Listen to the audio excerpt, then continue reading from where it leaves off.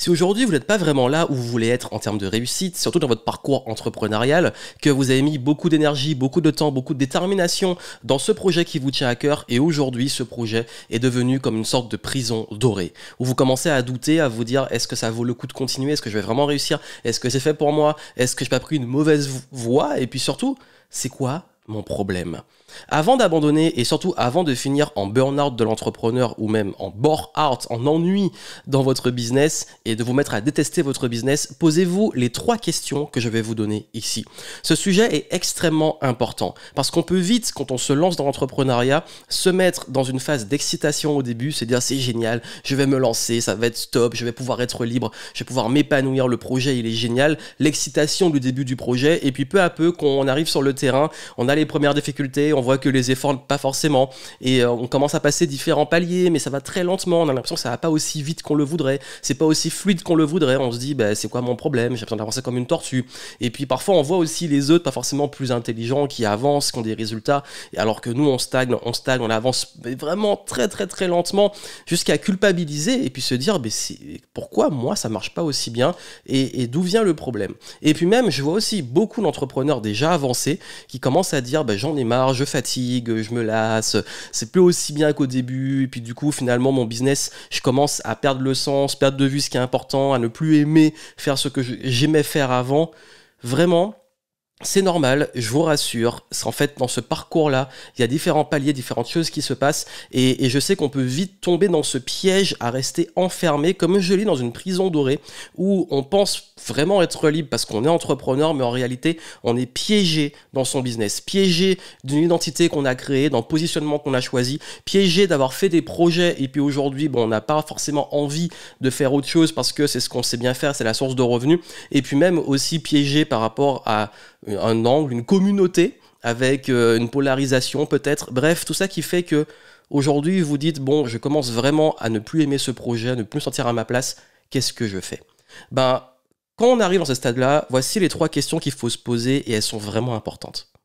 La première question à vous poser, est-ce que c'est vraiment le business de façon intégrale que vous le testez ou est-ce que c'est la période, le moment, la phase, le palier dans lequel vous êtes dans ce business? Comme je vous ai dit, dans le parcours entrepreneurial, il y a différentes phases. Il y a le lancement, il y a le développement, il y a la phase de croisière, il y a la phase de mise en orbite, il y a des phases aussi beaucoup plus down où ça va moins bien, il faut se renouveler, etc. Et il arrive qu'il y ait des traversées du désert, il arrive qu'il y ait des moments répétitifs, il arrive qu'il y ait des moments où il faille aller un petit peu en arrière, il arrive qu'il y a des moments pour passer au niveau supérieur, il faut abandonner et lâcher plein de choses qu'on a mis en place. Et du coup, je sais que ça peut être très compliqué. Et pendant des années, je me suis rendu compte de ça que pendant... sur le parcours que j'ai eu, on va dire sur les 10 dernières années, vraiment il y a des moments où je sens que le business ne me ressemble plus, n'est plus vraiment moi parce que j'évolue. Et vous aussi, vous évoluez. En tant qu'entrepreneur, en tant que personne, en tant qu'être humain, vous évoluez, vous changez, vous commencez à changer de perspective, à changer d'ambition, à changer de fonctionnement. Il y a des choses qu'avant vous aimiez, peut-être que vous n'aimez plus. Il y a des choses avant que vous tolériez, que vous ne tolérez plus. Et c'est ok et c'est normal. Et souvent, le business est une évolution qui va aller en même temps et même en corrélation avec notre évolution personnelle, surtout si on est indépendant et solopreneur. Ce qui se passe, c'est qu'il faut être ok avec ça et comprendre que ces différentes phases, comme dans la vie, les crises existentielles, etc., le business aussi rencontre des phases de crise et qu'il faut les gérer et surtout que c'est des moments de se renouveler.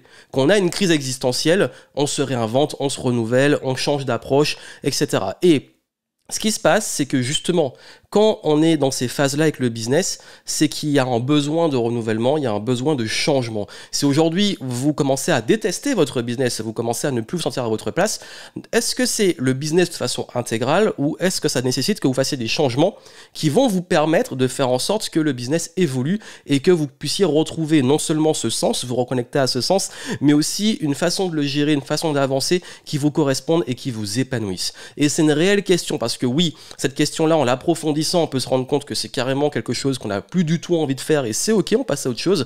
Ou alors que c'est pas le business, il faut pas jeter le bébé avec l'eau du bain, c'est vraiment ok, il y a des éléments, des choses à changer. Et c'est quoi justement ces choses à changer? Deuxième question à vous poser, est-ce que vous n'êtes pas simplement lassé, fatigué, épuisé?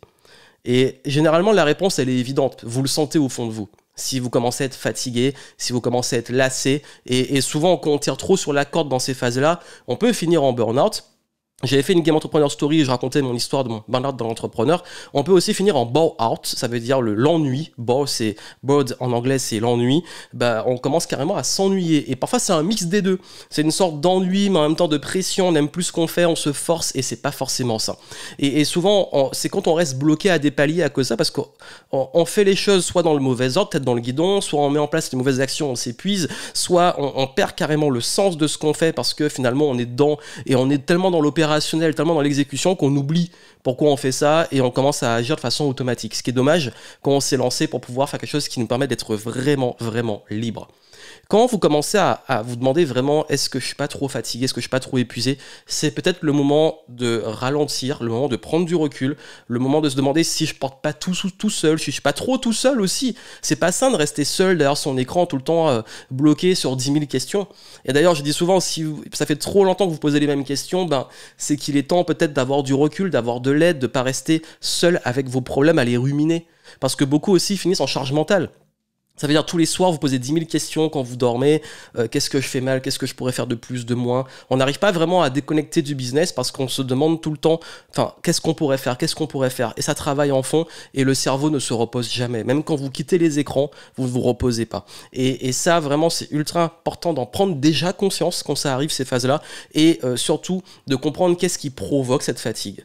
D'expérience, et pour avoir accompagné beaucoup de gens pour les aider à traverser ces phases-là, je me rends compte que la fatigue, elle peut venir du fait de beaucoup s'agiter sans vraiment progresser, voilà, comme on est un petit peu en perte, ben on se dit, on se rassure en faisant beaucoup de choses, mais les beaucoup de choses sont pas forcément rentables, et du coup on perd beaucoup d'énergie alors qu'on n'avance pas. Ça peut être également de voir que les efforts ne paient pas. Ça veut dire on met beaucoup d'efforts et puis le résultat est tellement tout le temps décevant qu'on commence par se démotiver, ce qui est normal parce qu'on a besoin de voir aussi qu'on est récompensé par ce qu'on fait. Et là encore une fois, il faut prendre du recul sur quelles sont les actions et les efforts qu'on met et pourquoi les résultats n'arrivent pas, qu'est-ce qu'il faut changer. Pareil, le fait d'avoir aussi des choses répétitives, tout le temps faire la même chose, répéter la même chose, au bout d'un moment, c'est fatigant et c'est normal. Pareil, est-ce que vous aimez vraiment vos clients? Il faut se poser la question, est-ce que vous aimez vos clients? Les gens avec qui vous travaillez, est-ce qu'il y a ce rapport où ça vous prend de l'énergie, où ça vous donne de l'énergie? Ça, c'est très important. Et d'ailleurs, c'est une question que je pose souvent, surtout aux entrepreneurs avancés qui commencent à être presque aux phases de lassitude, de burn-out ou de bore-out. Je leur demande, est-ce que tu aimes tes clients? Et mon burn-out dans l'entrepreneur était lié au fait que j'étais arrivé dans une phase où je commençais à ne plus aimer mes clients. Et c'est pas à cause d'eux, c'est des mauvaises personnes, etc. C'est ma responsabilité, mais c'est parce que je ciblais des personnes avec qui j'avais pas envie de travailler. Sauf que c'était rentable, ça marchait bien, mais ces personnes-là me prenaient une énergie colossale. J'ai dû changer les choses, j'ai accepté de le faire. Et il y a aussi la fatigue du fait de ne pas réussir à lâcher prise. On a en tant qu'humain une aversion à la perte. Le fait de se dire j'ai toujours fait ça, c'est ce qui marche. Ou alors ça marche un peu, c'est ma source de revenus, mais si j'arrête, j'aurai plus rien. Du coup, on reste attaché à ça, à cette clientèle, à ces process, à ces tâches répétitives, ou ces tâches qu'on n'aime pas, ou à ces choses qu'on fait par obligation, et non plus par réel sens ou pertinence de le faire, parce qu'on se dit mais oui, mais j'ai toujours fait comme ça, et puis si j'arrête, je risque de me retrouver sans rien. Et souvent, c'est une croyance et ça peut créer justement ce rien parce que à force de tirer sur la corde, ben, à un moment, ça lâche, vous vous épuisez, vous abandonnez, vous arrêtez, vous finissez en burn-out ou la santé va vous montrer tous les signes que vous êtes sur la mauvaise voie au mauvais endroit. Et là, ce sera trop tard et vous allez perdre beaucoup plus de temps que de prendre une pause et vraiment du recul. Donc je pense qu'il est important de prendre du recul sur les limites que vous vous mettez, d'où vient cette fatigue, qu'est-ce qui vous prend de l'énergie, qu'est-ce qui vous donne de l'énergie, et pouvoir aller à la troisième question qui est ok, on a compris, qu'est-ce qui me fait détester mon business aujourd'hui, qu'est-ce qui m'épuise, mais surtout, comment je peux changer les choses. Est-ce que je dois faire ce que j'appelle un shift? Ça veut dire pivoter. Est-ce que je dois changer mon mode de fonctionnement, mon organisation? Est-ce que je dois changer mon modèle économique? Passer dans quelque chose où je vends trop mon temps et je m'épuise à quelque chose de plus automatique? Ou l'inverse, trop derrière les écrans et j'ai envie de revenir plus à l'humain? Est-ce qu'il faut que je change aussi en simplifiant, en optimisant, en automatisant ce qui peut être, en m'entourant, ne restant plus seul? Donc aussi libérer la charge mentale en s'entourant des bonnes personnes. Ça, vraiment, ça fait une grosse différence et je peux vous dire que à un moment, si aujourd'hui vous vous posez toutes ces questions, c'est légitime, c'est normal, on passe tous par ces phases. Le gros problème, c'est que quand ça dure trop, c'est que vous n'avez plus assez le recul pour comprendre d'où vient le problème et que là, ben, soit il faut quelqu'un de l'extérieur, soit vous-même prendre cette démarche de prise de recul pour pouvoir vraiment vous libérer de ça, passer au niveau suivant ou changer et réussir ce changement. Quand ça va pas, quand ça bloque, c'est qu'il faut changer. Comme disait Einstein, la folie selon Einstein, c'est de faire la même chose et espérer des résultats différents. Aujourd'hui, et dans toutes les phases que j'ai eues dans mon business, quand j'ai traversé ces phases, c'est les questions que je me suis posées. Ça veut dire, est-ce que c'est vraiment ce que je fais de façon globale qui va pas, ou est-ce que c'est juste que je traverse une période difficile et là, je continue, ne me lâche pas pour passer au prochain palier où ça ira mieux? Ou alors, est-ce que je suis vraiment, vraiment fatigué, épuisé, et qu'est-ce qui provoque cette fatigue, cet épuisement, et comment changer? Et souvent, je vais faire un tri avec. De même, comment pivoter? Comment je peux changer, shifter? J'appelle ça le shift. J'ai même créé une méthode sur le shift pour pouvoir réorienter le business, refaire peut-être son positionnement. Je sais qu'il y en a beaucoup qui sont enfermés dans une image, un positionnement, qui ont du mal à en sortir, ou qui ont une clientèle habituelle qui leur correspond plus, ils ont envie de toucher une nouvelle clientèle. Là, il faut faire ce qu'on appelle shifter, pivoter, changer les choses et identifier ce qui a à changer. Et je peux vous dire que quand on prend cette démarche, on arrive justement à, plutôt que de se dire, bon, de façon extrême, j'arrête, j'abandonne, ou mon business c'est foutu, je suis pas fait pour ça, on va sur des choses beaucoup plus concrètes. Donc ça peut vous aider. Voici ce que je vous propose. Si vraiment vous voulez vous décharger mentalement, comprendre, avoir un recul, vous pouvez prendre un rendez-vous téléphonique avec moi. On va analyser où vous en êtes, vous allez au moins vous situer, savoir où vous en êtes par rapport à ce que vous faites, qu'est-ce qui est pertinent, qu'est-ce qui n'est pas pertinent, et puis vous donner un maximum, je vais faire de mon mieux pour vous donner de la clarté sur au moins où ça pêche et sur quoi vous devez mettre le focus. Au moins un focus, que ça soit simplifié, clair. Je suis transparent sur une chose, c'est que cet appel, c'est pas un coaching gratuit, un accompagnement gratuit. Ne le prenez pas dans cette optique. Ok, Johan m'offre un coaching. C'est vraiment de la clarté. Et après, je vous donne une direction. Et cette direction, vous décidez d'y aller tout seul ou avec moi à travers un accompagnement ou un programme qui est adapté. Et voilà, donc c'est un appel dans lequel je vais vous donner de la clarté, certes, et après vous déciderez où vous allez, mais cette décision, elle vous appartient, il n'y a aucun engagement. Je veux juste être au clair parce que beaucoup pensent que c'est juste le moment où ils me posent 10 000 questions et des choses que normalement je fais payer. Là, vraiment, c'est au moins pour vous aider à prendre le recul et vous dire, bah ok, maintenant, si je veux être accompagné ou j'ai besoin d'un programme ou un besoin spécifique, je vais vous orienter sur ce qui est bon pour vous. Donc, il suffit d'aller voir dans les notes comment prendre un rendez-vous et puis on pourra en discuter ensemble. Et ce rendez-vous, c'est important que vous soyez dans une démarche un petit peu avancée dans votre projet. Il n'y a pas forcément de niveau, mais au moins que votre projet soit déjà entamé, qu'il y ait du concret pour qu'on puisse analyser ensemble où ça pêche et comment pouvoir réajuster les choses. Voilà, c'est ce que je voulais partager avec vous. C'était très important.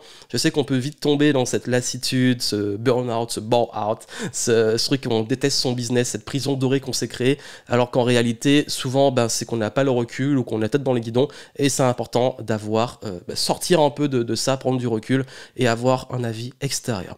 Donc, on se retrouve peut-être en échange, et puis surtout, moi, je vous souhaite plein de succès et je vous dis à très bientôt.